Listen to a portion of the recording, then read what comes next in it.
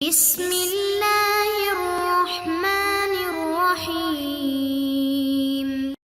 السلام علیکم ورحمۃ اللہ وبرکاتہ۔ امید ہے تمام سامعین ناظرین بخیر و عافیت ہوں گے۔ آج ہم کتاب شرح عقائد کے سبق نمبر 17 کے دوسرے حصے کو پڑھیں گے اور اپنے سبق نمبر 17 کو انشاءاللہ مکمل کریں گے۔ اور ان دونوں حیثیتوں سے اگر قطع نظر کریں، یعنی پہلی حیثیت بھی مراد نہ لیں اور ہویت کو بھی مراد نہ لیا جائے، تب تیسری صورت میں اس کو ماہیت کہتے ہیں، جیسے ماہیت عنقا۔ گویا کہ اس میں اعتباری فرق ہے، حقیقتاً ان کے اندر کوئی فرق نہیں ہوتا، تعبیر کرنے میں فرق کو ملحوظ رکھا جاتا ہے۔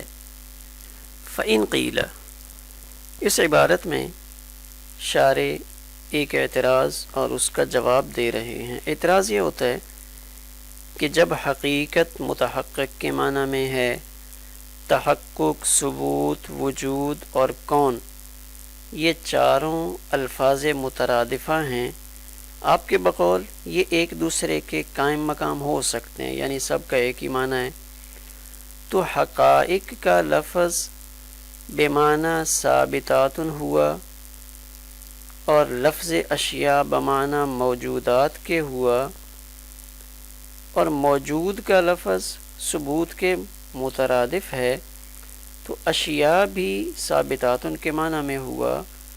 تو اب ماتن کا یہ قول کہ حقائق الاشیاء یہ الثابتات کے معنی میں ہوا، اب اس پر پھر ثبوت کا حکم لگانا اور یوں کہنا کہ ماتن کا قول حقائق الاشیاء ثابتۃ، یہ ہمارے قول الامور الثابتۃ ثابتۃ کے درجے میں ہے کہ ثابت شدہ چیزیں ثابت ہیں، تو یہ تو کلام لغو اور غیر مفید ہے، کیونکہ معنی کے اعتبار سے کسی بھی کلام میں موضوع اور محمول کے درمیان مغایرت ضروری ہے، مگر یہاں کچھ ایسا معلوم نہیں ہو رہا، گویا کہ موضوع اور محمول دونوں ایک ہی چیزیں ہمیں سمجھ میں آ رہی ہیں، لہذا ماتن کا یہ قول حقائق الاشیاء ثابتۃ لغو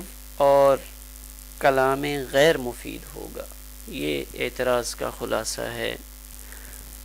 جواب اس کا یہ دیا جا رہا ہے، اور جواب سمجھنے سے پہلے یہ چیز ذہن میں رکھی جائے کہ جو سوال ہوا تھا اس کا مرکزی نقطہ یہ تھا کہ موضوع اور محمول کے درمیان ہمیں مغایرت نظر نہیں آ رہی۔ ماتن کے قول حقائق الاشیاء ثابتۃ پر ہونے والے اعتراض اور اس پر جو بات اٹھائی گئی کہ موضوع اور محمول کے درمیان مغایرت نہیں ہے، حالانکہ ان کے اندر مغایرت ہے، وہ اس طرح کہ اس کا موضوع ہے حقائق الاشیاء بحسب الاعتقاد، اور محمول ہے ثابتۃ بحسب نفس الامر، یعنی موضوع کو بحسب الاعتقاد لیں گے اور محمول کو بحسب نفس الامر لیں گے، تو اب مغایرت پائی گئی، کیونکہ جن چیزوں کے بارے میں ہم حقائق اشیاء ہونے کا اعتقاد رکھتے ہیں اور جن چیزوں کو ہم مختلف ناموں سے موسوم کرتے ہیں، انسان، گھوڑا، آسمان، زمین، یہ محض خیالات اور اوہام نہیں بلکہ نفس الامر میں موجود ہیں، لہذا ماتن کی عبارت اب اس طرح بنے گی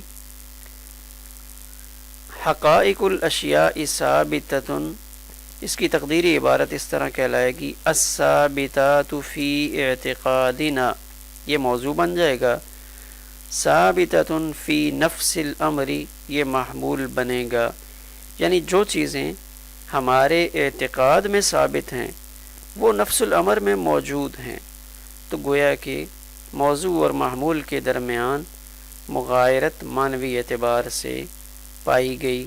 یہ جواب کا خلاصہ ہے۔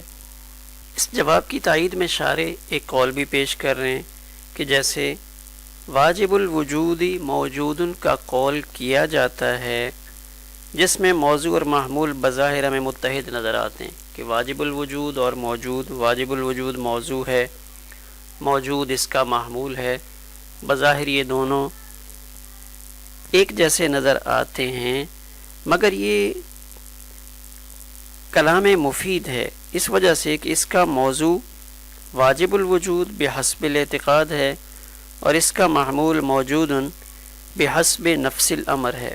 یعنی اس کی تقدیری عبارت یہ بنے گی الموجود الذی نعتقدہ واجب الوجود موجود فی نفس الامر. تو اس سے شارح نے اپنے کلام کی تائید بھی کی. آگے شارح فرما رہے ہیں ھذا کلام مفید ربما یحتاج الی البیان. یہ کلام مفید ہے، اس کو بیان کرنے کی ضرورت کند ذہنوں کے لیے پڑتی ہے، ورنہ عرف میں اس کا استعمال ہوتا رہتا ہے، یعنی بعض دفعہ اس کو بیان کرنا پڑتا ہے. اور یہ آپ کے قول الثابت ثابت کی طرح نہیں ہے، کیونکہ آپ کا قول الثابت ثابت تو اس میں تو موضوع اور محمول دونوں بحسب نفس الامر مراد لیے گئے ہیں، اس لیے یہ جملہ الثابت ثابت یہ تو لغو ہے. اور شارح فرماتے ہیں کہ ماتن کا قول انا ابو النجم و شعری شعری کی مثل بھی نہیں ہے، کیونکہ یہ انا ابو النجم و شعری شعری یہ بہت زیادہ تعویلات کا محتاج ہے. اگرچہ لغو محض نہیں ہے لیکن کثرت احتیاجی کی وجہ سے شعری شعری کا معنی یہ ہوگا شعری الآن کشعری فیما مضی، یعنی شاعر یہ کہتا ہے کہ میرے آج کل کے اشعار زمانہ ماضی کے اشعار کی طرح ہیں، میرے اوپر بڑھاپے کا اثر نہیں پڑا. جیسے میں پہلے عمدہ اشعار کہتا تھا ویسے ہی اشعار اب بھی کہتا ہوں. تو دیکھیے اس میں کتنی تعویل کی ضرورت پیش آئی. لہذا ماتن کا قول حقائق الاشیاء ثابتۃ اس طرح نہیں ہے. اس پورے شعر کو اس طرح تعبیر کیا گیا ہے للہ دری ما احس صدری تنام عینی و فؤادی یسری مع الافاریت بارض قفر انا ابو النجم و شعری شعری. یعنی اللہ ہی کے لیے ہے میری بھلائی کہ اللہ ہی مجھے اس کی جزا دے گا کہ میرا سینہ کتنا حساس اور مدرک ہے کہ میری آنکھیں سوتی ہیں اور میرا دل راتوں رات سیر کرتا ہے جنات اور پریوں کے ساتھ چٹیل جنگلات میں، اور میں ابو النجم ہوں اور میرے شعر اب بھی ایسے ہی ہیں جیسے پہلے ہوتے تھے. وتحقیق ذالک سے شارح اسی سابقہ جواب کو مزید دوسرے الفاظ میں پیش کر رہے ہیں. یعنی اس کی تعبیر ایک اور طرح سے بھی ہو سکتی ہے کہ ایک شے قد یکون لہ اعتبارات مختلفۃ، اس کے اعتبارات مختلف ہوتے ہیں اور اس کے اوپر حکم انہی اعتبارات مختلفہ کے اعتبار سے لگایا جاتا ہے. جیسے ایک ہی شخص بیٹا بھی ہوتا ہے، باپ بھی ہوتا ہے، دادا، استاد، شاگرد. انسان ایک ہے لیکن اس کے اعتبارات مختلف ہیں اور ہر اعتبار کے احکام مختلف ہیں. باپ ہونے کی حیثیت سے اس کے احکامات اور ہوں گے، شاگرد ہونے کی حیثیت سے احکامات اور ہوں گے. اگر ایک اعتبار کا حکم دوسرے پر لگائیں تو خرابی پیدا ہوگی. ایسے ہی انسان ہے کہ وہ جسم بھی ہے اور حیوان بھی ہے. اذا اخذ من حیث انہ جسم، تو انسان بھی دو حیثیتیں رکھتا ہے کہ یہ جسم بھی ہے اور حیوان بھی ہے. اب اگر جسم کا لحاظ کرتے ہوئے اس پر حیوانیت کا حکم لگائیں تو یہ کلام مفید ہوگا، اور اگر حیوان کا لحاظ کرتے ہوئے اس پر حیوانیت کا حکم لگائیں تو اب یہ کلام لغو اور غیر مفید ہوگا. اس صورت میں الانسان حیوان کہنا ھذا الحیوان حیوان کے درجے میں ہوگا اور یہ لغو ہے. تو گویا کہ شارح نے اسی جواب کو دوبارہ سے تعبیر کیا، اور وَإِذَا أُخِذَ مِنْ حَيْثُ أَنَّهُ حَيَوَانٌ نَاطِقٌ كَانَ ذَلِكَ لَغْوًا۔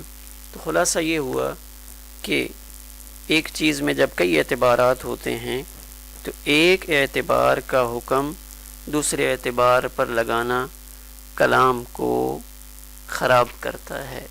ہمارا آج کا سبق اسی پر مکمل ہوا۔ السلام علیکم ورحمۃ اللہ وبرکاتہ۔